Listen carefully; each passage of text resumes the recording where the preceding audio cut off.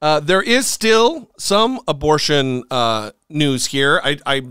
The clip is not named well enough for me to know to intro it. So wow, that seems like a vicious attack on the 900th episode. It's not a vicious attack. So Kate Cox. I know it's from CBS Mornings. That's great.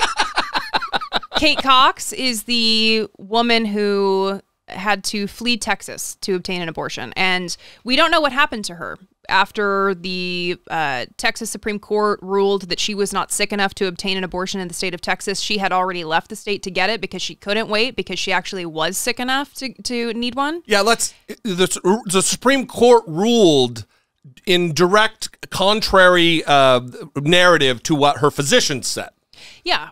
Her physician said she needs an abortion. She should be able to get an abortion. She's going to possibly die. She's going to possibly be unable to have kids in the future. And the fetus will certainly die. Yes. And the Texas Supreme Court said, nah, we don't believe the doctor. You're not sick enough. You'll be fine. And she had already left because, again, she wasn't fine. So we don't know what happened to her afterward, though. She hasn't been in the headlines. We have no follow-up. But thankfully, she sat down for an interview with CBS Sunday Morning. And this clip is a part of a 10-minute-long sit-down, so I would definitely recommend that you go and watch the entire thing. But this clip right now is going to pick up off where she says she went to New Mexico to obtain that abortion. We had to go out of state. Okay. The Coxes had the abortion in New Mexico and said goodbye to a future they'd already been grieving. Her name's Chloe.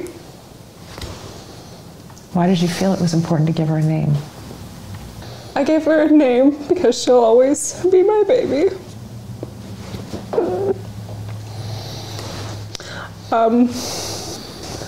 Her middle name is my grandfather's name so that she knew who to look for in heaven. So she knew who to look for in heaven.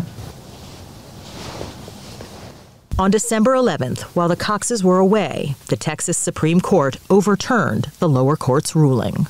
And what did the Texas Supreme Court say? Essentially, Kate wasn't sick enough.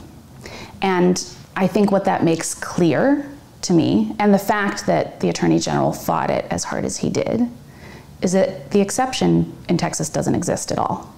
What did you think when you heard their ruling?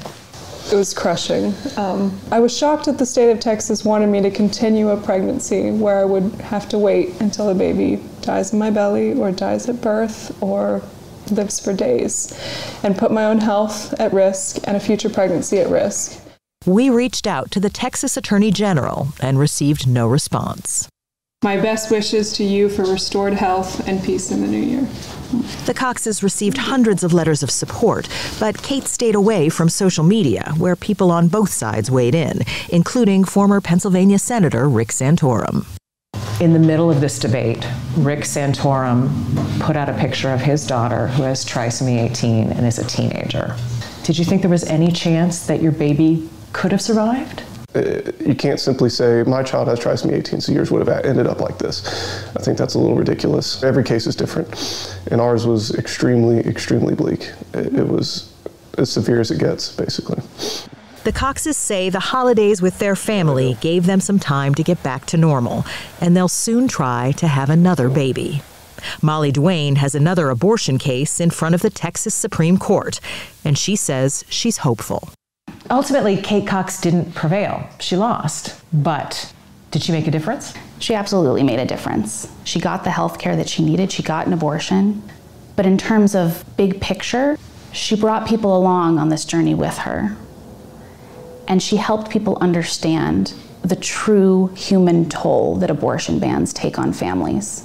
If you could do it all over again, would you do this again? Would you go through with the lawsuit again? Yeah. I would. I've gotten to hear a lot of stories, for other women. And I have a daughter. I hope the law will be different one day. So if I had to do it over, I would. Yeah.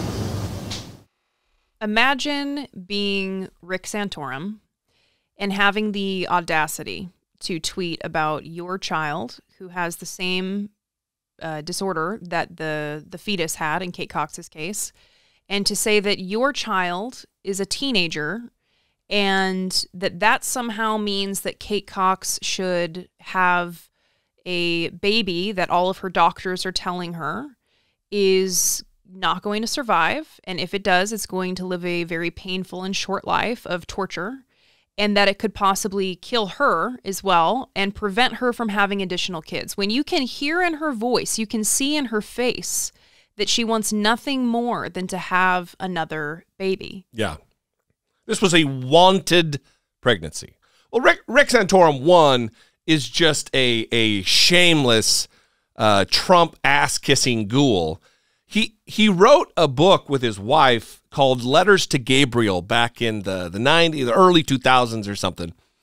And it's chronicling the letters they wrote to their baby that ended up, I don't know if they wrote them knowing that the baby was going to die, but what it ended up was they brought a baby to term, the baby was delivered, and then suffered and died in their arms after birth. And they knew this was going to be the outcome, and they refused the mercy of an abortion and instead allowed the baby to be tortured and die, suffocating with a slow, painful death in their arms after birth.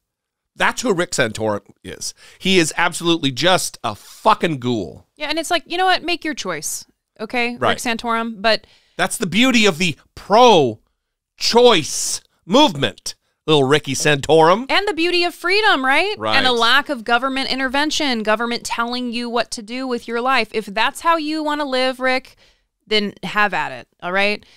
Kate Cox should be able to make a different choice. Thankfully, New Mexico was there for her since Texas was not. Yeah. And Texas was like, no, you should be on the verge of death and possibly just die before we actually do anything to help you. Wait, Brittany, but I think what you're not taking into account Here we go again. is that Kate Cox, what she wanted to do violates Rick Santorum's particular interpretation of the Bible. Right. So, I mean, what are we supposed to do when what you want to do as a free American goes up against what Rick Santorum thinks the Bible says? Well, I think he should give me his personal phone number so that I can reach out to him anytime I need to make any kind of decision in my life, just to see Yeah. what he wants me to do. Like, I'll call him, like, hey, Rick, I wish I had a phone. Rick, listen, I'm at the local suit store.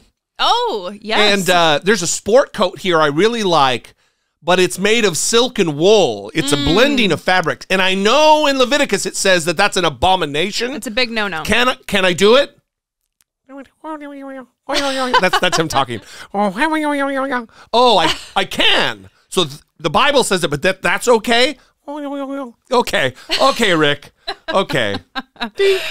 Wait, oh, one more thing. Yeah, I'm not at the suit store anymore, Rick Santorum. Now You're I'm at the seafood counter. I'm at the shrimp store. They only sell shrimp, Brittany. It's just a shrimp store. And I had a hankering for a shrimp scampi. I was going to say shrimp cocktail. Shrimp scampi. Yeah. He already knew what the question was. He didn't need figured the it question. out. He figured it out. Can I eat the shrimp? Oh. I can eat the shrimp, but what about Leviticus? And it's an abomination. Nah. Okay. Shrimp is so tasty, I think he said. Rick says it's okay. Yeah. Shrimp's pretty good, so. I love organic bits, Brittany Page.